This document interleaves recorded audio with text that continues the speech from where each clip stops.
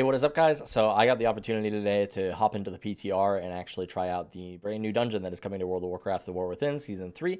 This is going to be Ecodome Aldani. You'll see it on screen here. So this is a past broadcast from my stream where I was kind of playing through it, and I thought I could do just a little bit better commentary for you guys. This is what we're going to be doing here today. If you guys want to see kind of some of the dungeon, maybe a little bit of a small breakdown on the fights based off of what I've seen. I am by no means am an expert or a pro at this, but I think I have like a pretty rough idea of what's going on in this dungeon, and I can kind of give you guys a little bit of an explanation and show you some of the cool things that I saw here. So starting out right now, we're running into the Ecodome. As you were seeing me just like looking around right here, look at how beautiful this place is. Honestly, this is like one of the coolest looking dungeons, I think, at least this expansion. I think there are some other dungeons up there that are like pretty cool. I like honestly how Priory and I guess Floodgate's part of the zone, but Floodgate's also a pretty cool dungeon. But right coming into this place, just like look at this. This place is insane. So very beautiful, very green too. Is like a different change of pace and stuff. So I think that it is definitely sick. So I think you got a lot of fun in the air. But we started out doing this like pretty big pull here. I don't know what a lot of these mobs did in this dungeon, just in terms of like we're doing it on like I'm not even sure if it was Mythic 0. It might have been Hero. So none of them are doing like too like crazy stuff, but like you're seeing a little bit of some puddles here. Looks like that big guy just did a stomp the Gorger. There's a couple of kicks in here and stuff. But I didn't see too many casts going off as far as like mobs in here, and I did hear that that's something that they wanted to kind of like tackle this season, is like having too many casts going off in like certain packs where it makes it like impossible for an uncoordinated group. Maybe they are kind of staying true to that. It looks like there's 2 gorges right there from those 2 mobs and stuff, but nothing too crazy here. The little destroyer, we got some mites in there. I think those are the little like flying guys right there. Those are the ones casting Gorge, it looks like, and then the Gorger himself looks like he's maybe the one doing that stomp that we saw in that last pack. Yeah, this looks like pretty cool. It looks like that big guy is placing a little circle on me right here, so that's probably just going to explode for a little bit of damage here. Might be a dispellable, but probably not.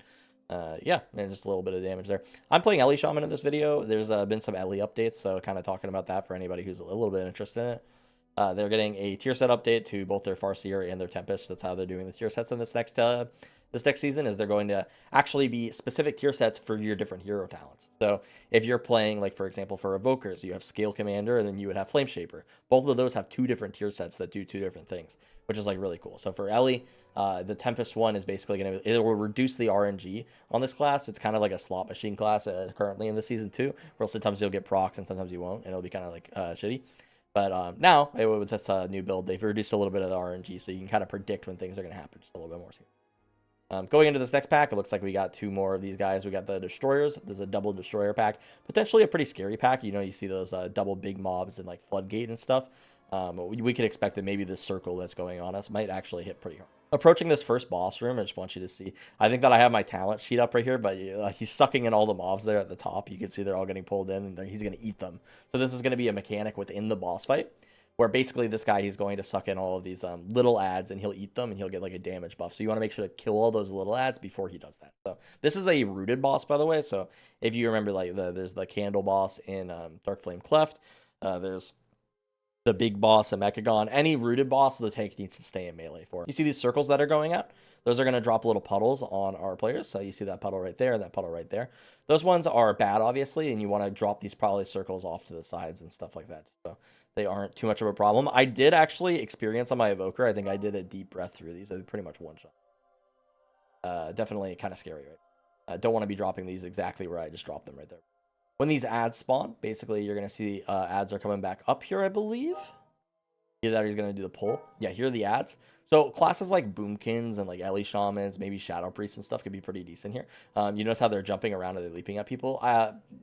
Possibly, too, this could be like a stack scenario, right? If everybody stacks up so that these ads aren't leaping all over the place. It might make them easier to deal with. Now, the only complication would be these circles. You'd still have to get out. If he does this suck when these ads are up, you could assume that he's going to eat these ads. We end up killing the boss really early because, obviously, it's just hero or heroic or whatever it is. So he dies pretty easily. But, yeah, basically, that's the first boss fight right here. Really cool design, I guess, for like the mob, and just like the room in general. I think is really sick. We could actually rewind just a little bit here so we can like look at the room again. Look at how cool this is. Like when we're running in, you just got this big dome, one mob that just eats everything in the room, and it's just like this cool. I don't know, just like this cool boss arena. You know, I think it's pretty sick. So yeah, that's that first boss right there. Moving out here, we are going to be venturing forth and going towards the second boss now. So how generally the dungeons work. Basically, these first packs here, you're going to see a lot of these. I think it's the scavengers. And then there's also some mobs around here. I'm reading like the dungeon journal right here just to see. There's not a lot of these mobs in the dungeon, these sentinels. It's a big mob. He has a shield. I think that you can dispel the shield, and then he definitely looks a little scary. I don't know exactly what he does, but definitely could be a potential mob that people would look to skip in a dungeon. It does seem like he's very healthy. Or maybe you look to kill him if you can spell steal that shit. You also have these guys who will teleport behind you, the little warpers. I don't know what they're called. Is that the scavengers? They can be knocked up similar to the inspectors in the floodgate. You know, when they'll teleport behind you and they'll do that frontal. You can knock them up. So if you're playing like a mage with blast wave, you're playing a shaman with thunderstorm, you're playing Drakthir, you can do a little tail sweep. Those are all options right there. Is that Drakthir or is that Evokers? Does Drakthir have it too? I think Drakthir also. We're going to be running through here, doing a little skip. There's a lot of potential skips in this dungeon that I'll kind of showcase near the end. Similar to like a Priory or a Floodgate, there's a lot of packs around here with different like pros and cons, and you can get percentage in a lot of different ways. So I think that's going to be really cool for this dungeon. So the second boss is going to be, initially I thought it was a council fight, but it's more of like a solo boss who's like he's riding a lizard or something. And once you do enough damage or once you meet a certain qualification within the fight, the guy riding will fall off, they'll get stunned, and then it becomes more like, you know, like Mystic near the Scythe, that first boss when he gets stunned and you can do like big damage to him. That's kind of what it's closer to.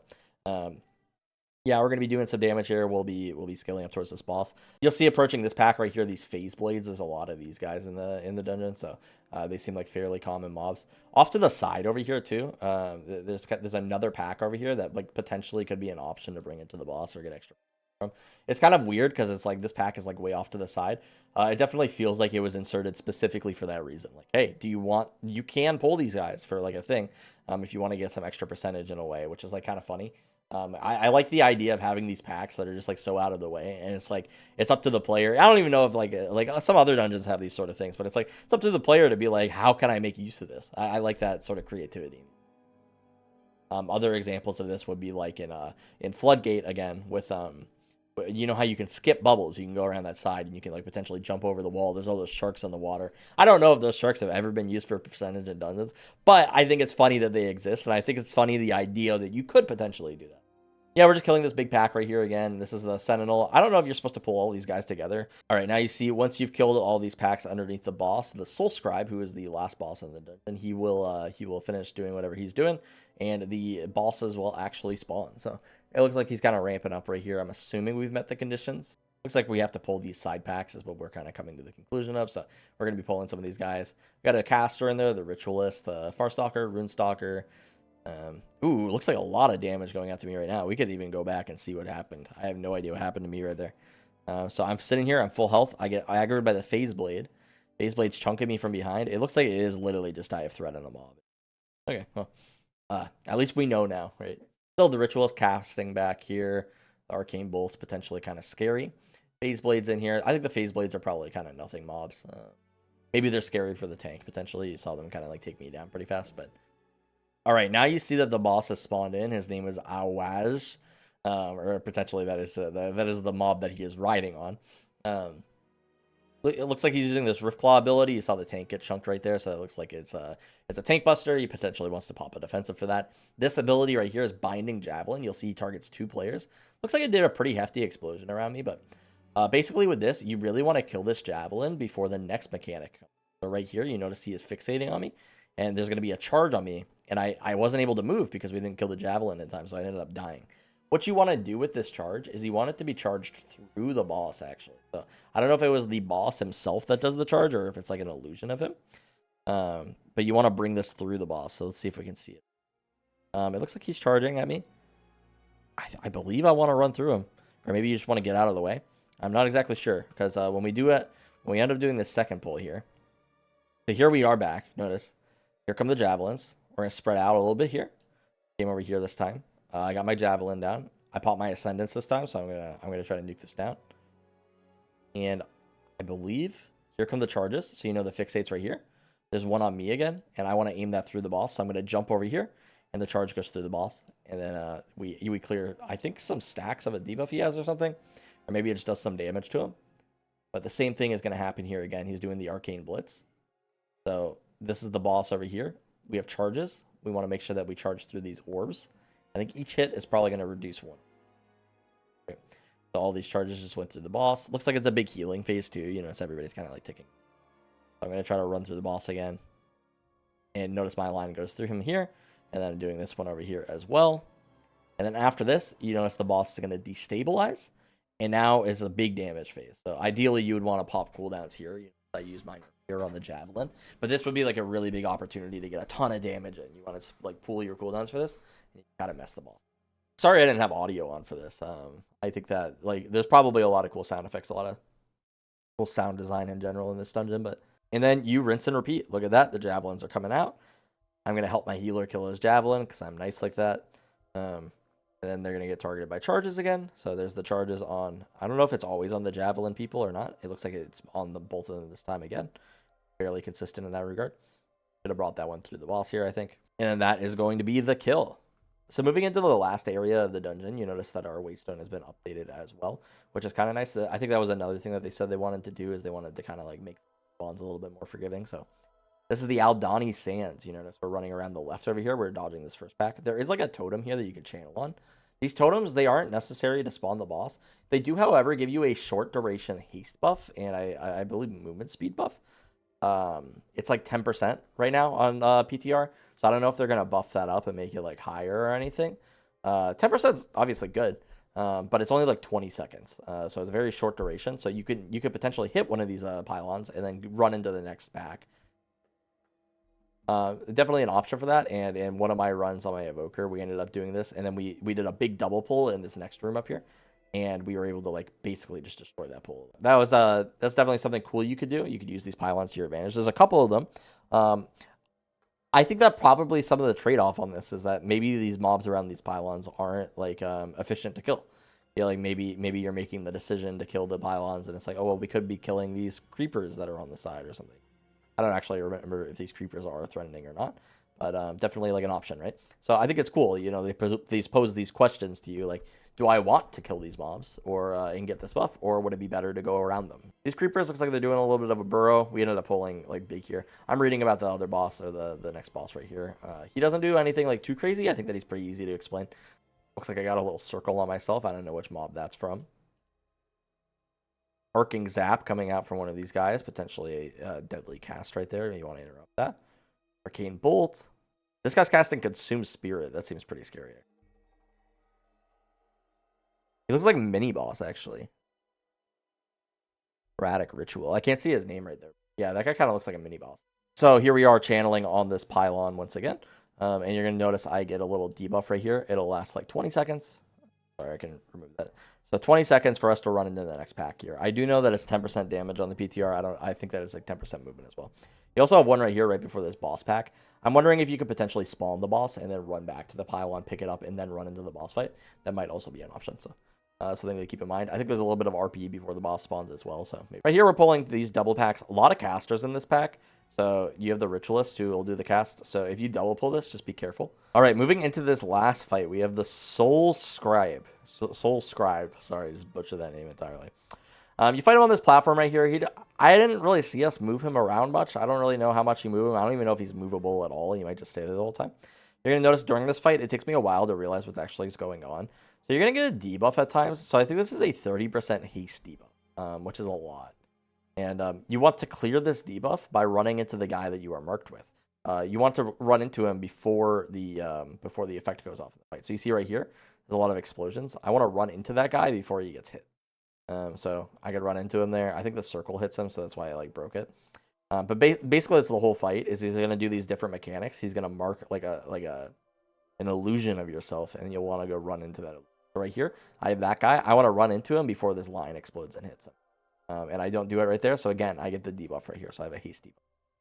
So that's kind of like the whole fight, is that he'll kind of do these little effects and you'll want to run over there and you'll want to get them. There may be something that I'm missing in this fight because that does feel a little basic, right? But so far, that's basically what I've seen on it. But right here, it looks like I might have to grab 2 of them. He hits the one. I get the debuff. Is he going to hit the other one? It'll refresh it. Yeah, refreshed it again. So yeah, you want to make sure that you're getting these things. It probably does a lot of damage too. It would be my guess, especially like on higher keys. You're probably not going to be able to live if you don't get this debuff. So, but on lower keys, you'll lose damage if you don't. So, you know, little things like that. This is something that I've heard people suggest too, where they're like having damage downs for like kicks and stuff like that might be an option. This could be potentially just them testing a mechanic to see, hey, if this is less threatening, but it will reduce your damage, maybe people more. That could potentially be a test right there. So you notice right there, I'm figuring out the mechanic. I'm like, oh, I gotta go to do that, and I mess it up. I think right here I might actually pull it off, and then I could potentially show you a clip of my evoker able to do this fight just a little bit more effectively. So. There's my dude. You notice I picked him up right there, and I think I get actually a damage buff now. I think because I picked him up, I think I might be wrong on that. Yeah, damage and healing increased by 10%. So that's pretty cool, right? So you do the mechanic, you get increased damage. You don't do the mechanic, you lose damage. So yeah, cool fight right there. Cool dungeon in general. I'm gonna kind of walk around a little bit here at the end, and I just like dude, this place is actually just genuinely beautiful. Very large dungeon too in terms of like the map size. You know, like I don't think that the walking distance is like crazy, but it just feels so spacious. You know, you have a lot of different options of like different ways that you can approach it, different mobs that you can pull. You have these beetles right here. This is kind of cool. So you notice they're like burrowed right here, and you can actually just like run into them to spawn them. And these mobs, like they may not be efficient to kill. That's possible, right? But maybe they are. Maybe they give like a lot of percentage. Maybe they're kind of like scarier mobs that it's like you might see some cool routes where they end up pulling them, right? Look at this beautiful view right here. Dude, this is crazy. It's just so gorgeous. This is out of bounds. This isn't part of the dungeon, but it's just cool that it exists, you know? Look at the sand, too. I think the sand looks sick. This is me kind of just, like, looking at some of the packs over here. So this is when we came into this last boss area. You're going to notice, like, looking over in this direction, here's a bunch of packs that we didn't pull. There's another one of those burrowers back there. There's a pack, like, that's right in the middle. Yeah, these guys right there. Sorry, I tried to point at them. Oh no! I moved my camera too. These guys. There's all those little beetles in the back too. You know, there's a lot of options over there. And I'm running back into the first or the second boss room over here. This is the second boss, and off to the side, this is the pack that I was talking about. There's just like these dudes over there that are just hanging out by like a boat, and you could potentially go and pull them. These guys over here, look at them. They're just hanging out. You could potentially pull these even into the boss if the boss ends up being like pretty easy. It looks like you're going to be AoEing on the boss anyway to kill those pylons, and there's that damage amp phase. So it's like, okay, cool. Maybe we can pull these guys in. They're phase blades and far stalkers. So phase blades, I think that what we determined is maybe they're like a tank mob, you know?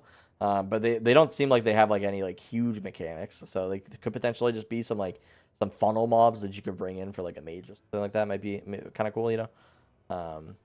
Just throwing some stuff out there. Look at this cool boat. I don't know if this is a new boat or something. I've never seen that before, but it just looks thick, right? I think that's the first boss room up there. Lots of water area. I was thinking like maybe potentially like a demon hunter, or like you could like rescue somebody up here and come to this boss first. Might be an option. You never know.